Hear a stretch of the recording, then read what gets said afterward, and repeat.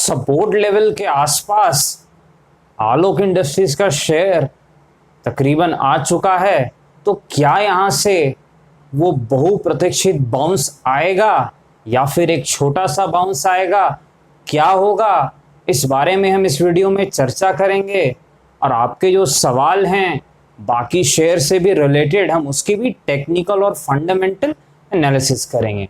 तो नमस्कार दोस्तों, आपका स्वागत है आपके चैनल टीके मनी में। मेरा नाम है त्रिभुवन, NISM certified in equity derivatives. तो दोस्तों, आप लोगों ने सवाल तो काफ़ी पूछे, लेकिन कुछ शिकायतें भी आपकी हैं ना। आपने शिकायत की मैं सिर्फ टेक्निकल लेवल्स बताता हूँ, सपोर्ट और रेजिस्टेंस बताता हूँ। मैं जो है फंडामेंटल्स के बारे में बिल्कुल भी चर्चा नहीं करता, क्योंकि फंडामेंटल्स से काफ़ी लोगों को कॉन्फिडेंस मिलता है, इन्वेस्टर्स को।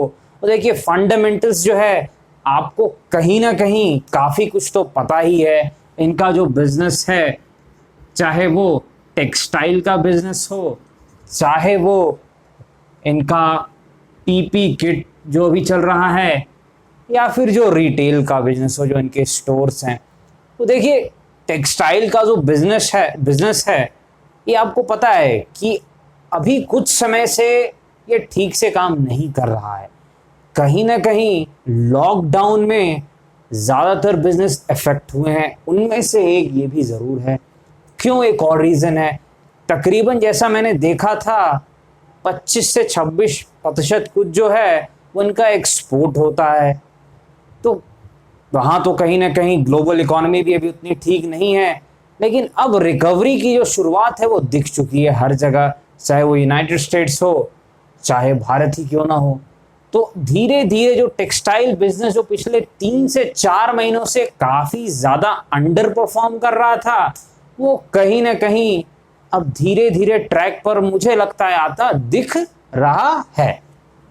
अब दूसरी बात पीपी किट्स की, तो देखिए 1.5 या 2 लाख के आसपास ही पीपी किट्स बनाते हैं, ऐसा मैंने देखा है।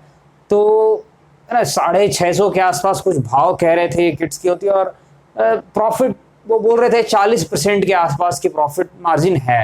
लेकिन देखिए, कहीं ना कहीं प्रॉफिट मार्जिन जो है वो घटेगा, इस बात को आपको मानना पड़ेगा। मैंने पहले भी डिस्कस किया था अपनी शुरुआती वीडियोस में कि वो तो घटेगा जब बहुत ज़्यादा प्लेयर्स किसी चीज़ में आ जाएंगे, तो फिर तो आपको प्रॉफिट मार्जिन कम होगा ही, ये तो तय है लगभग।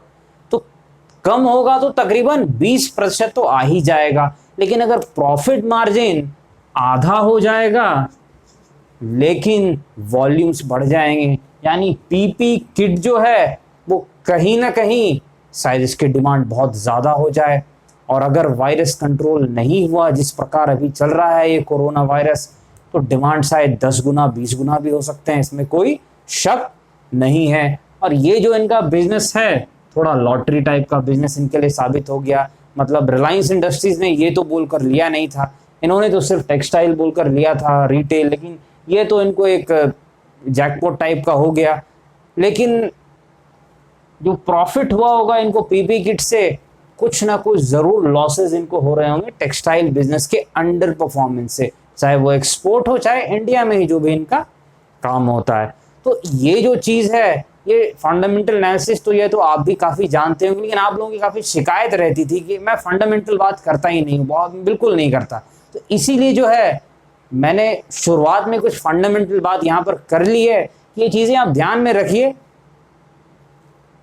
लेकिन मेन जो मुद्दा है हमारा, जो हम टेक्निकल्स पर बात करते हैं, तो टेक्निकल्स पर आपको अच्छे से याद होगा, 1 हफ्ते पहले ही मैंने जब 36 का लेवल ब्रेक हुआ था, when 36 that was the level that was being broken, and I said we may reach 26-28 support zone।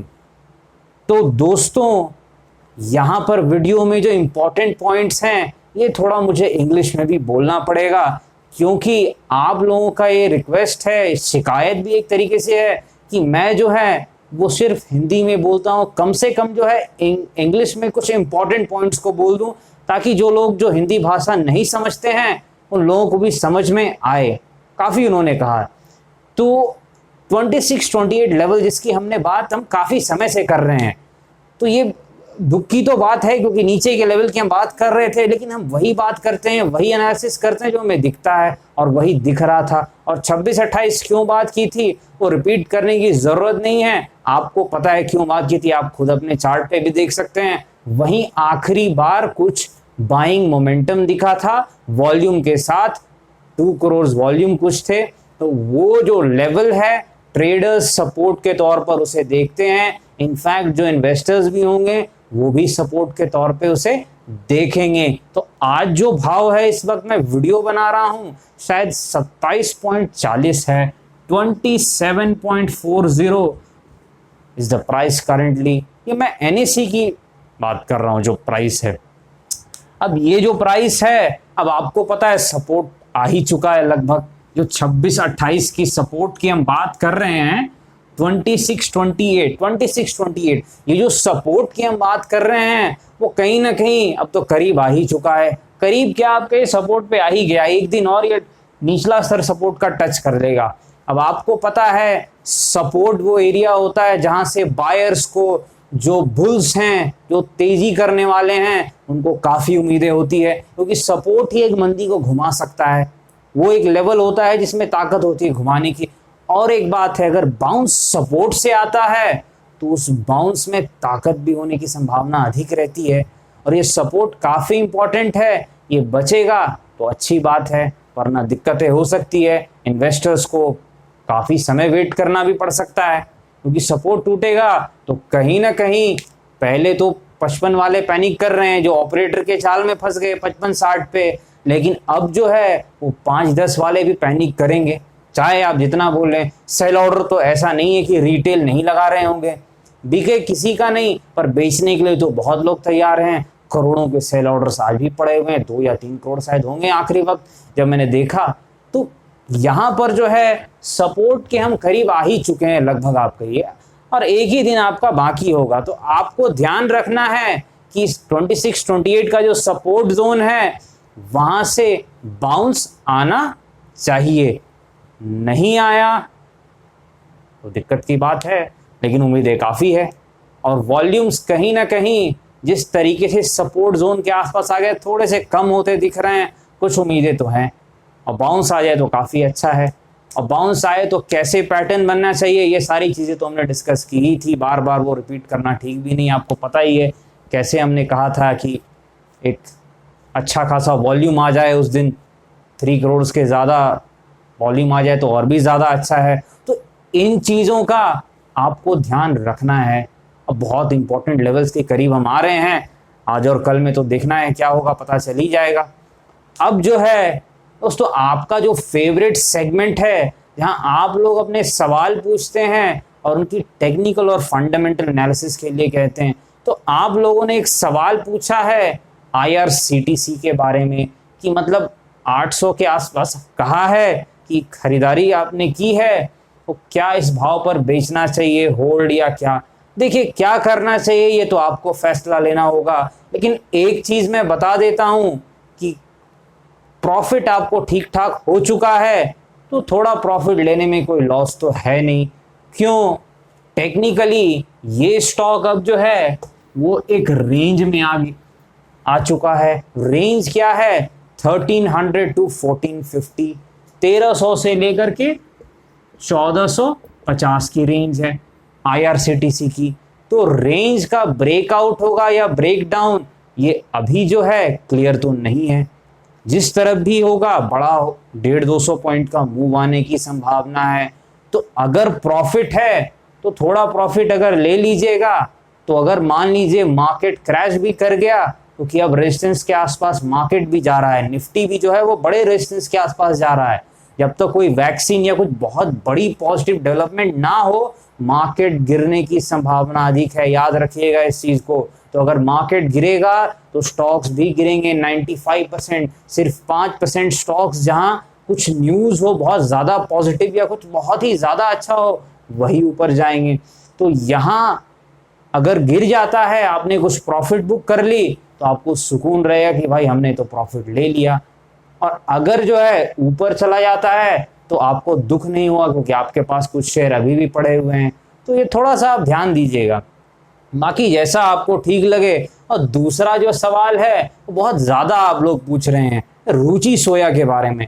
देखिए, मैं रुचि सोया को फंडामेंटली तो ट्रैक नहीं करता, तो उस बारे में मैं कुछ कमेंट नहीं कर सकता। टेक्निकली जो है सर्किट टू सर्किट स्टॉक्स जो हैं वो 90% टेक्निकल एनालिसिस के इंडिकेटर्स और टूल्स को फॉलो नहीं करते हैं, सिर्फ प्राइस एक्शन और वॉल्यूम को फॉलो करते हैं। तो आखिरी बार जो है 700 के आसपास 706 रुचि सोया, जो पिछली बार जो ये स्विंग हाई लगा के हल्का सा नीचे गया था वो 706 का लेवल था। तो वहां आसपास ट्रेडर जरूर एक बार चेक करेंगे कि क्या भाई इस सपोर्ट में दम है या नहीं। 706 का लेवल आप देख लीजिएगा, और अगर वो नहीं टिका तो फिर 520 का लेवल है, यानी ये 520 से 706 की जोन है। 500 to 706, now that is the zone where you can say there is some kind of support. now issue यहां पर एक ही है कि सर्किट टू सर्किट स्टॉक है, तो थोड़ा ध्यान से खेलिएगा। जो थोड़े से कंजर्वेटिव इन्वेस्टर्स या ट्रेडर हैं वो छोड़ भी सकते हैं। तो रुचि सोया टेक्निकली मैंने आपको बता दिया, चाहे वो आलोक इंडस्ट्रीज हो, चाहे रुचि सोया कोई भी स्टॉक जो C2C में है, सर्किट टू सर्किट, वहाँ 90% टेक्निकल एनालिसिस वो नहीं फॉलो करते हैं। सिर्फ हमें प्राइस एक्शन वॉल्यूम से ही अंदाजा लगाना पड़ता है। तो प्राइस एक्शन वॉल्यूम और एक बड़ा सिंपल सा चार्ट देखिएगा कि पिछला स्विंग हाई 706 का लगा था, तो आप उसको उम्मीद रखिए कि वहां पर ट्रेडर्स कहीं ना कहीं कुछ प्रयास जरूर करेंगे, ऐसा देखा जाता है। अब वो सपोर्ट कितना तगड़ा है वो तो बाउंसी बताएगा।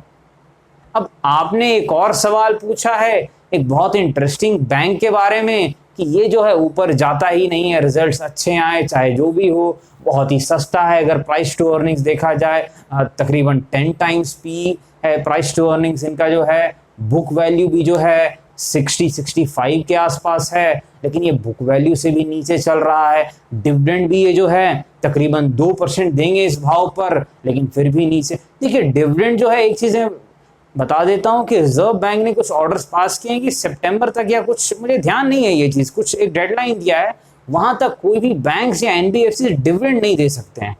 तो ये डिविडेंड अभी तो नहीं दे पाएंगे, पर जनरली ये 1 या 2% का डिविडेंड देते हैं। तो शायद इस साल ना हो, अगले साल वो डिविडेंड दे। तो कौन सा बैंक है? फेडरल बैंक है।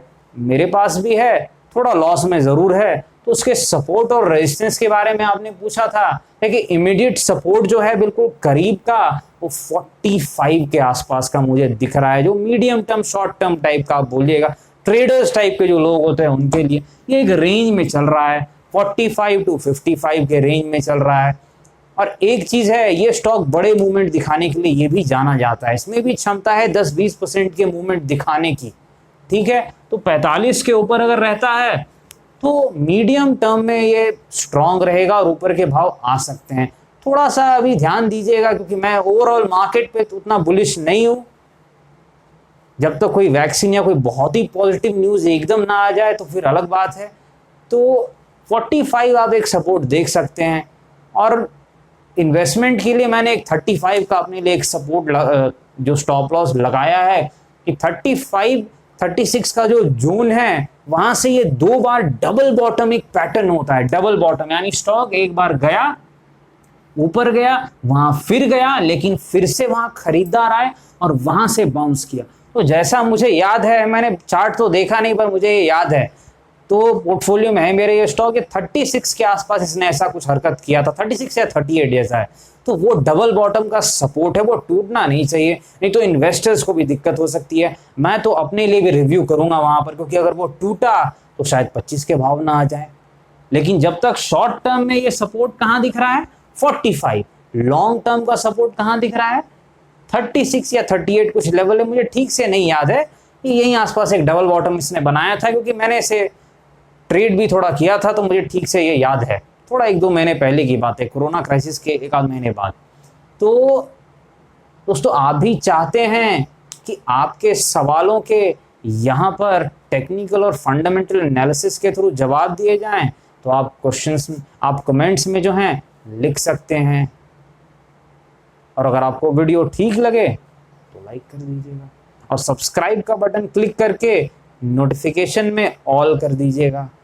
और जो है डिस्क्लेमर आपको पता ही है कि बाजार में अनेक प्रकार की जोखिमें हैं, तो कृपया निवेश और ट्रेड करने से पहले अपने वित्तीय सलाहकार का ज़रूर संपर्क करें उनसे। और जो है कृपया 3 से 5% से अधिक किसी स्टॉक में लगाने से बचें, चाहे वो ट्रेड या इन्वेस्टमेंट हो। मन तो करता होगा अधिक लगाने का, पर थोड़ा ध्यान दीजिएगा। धन्यवाद।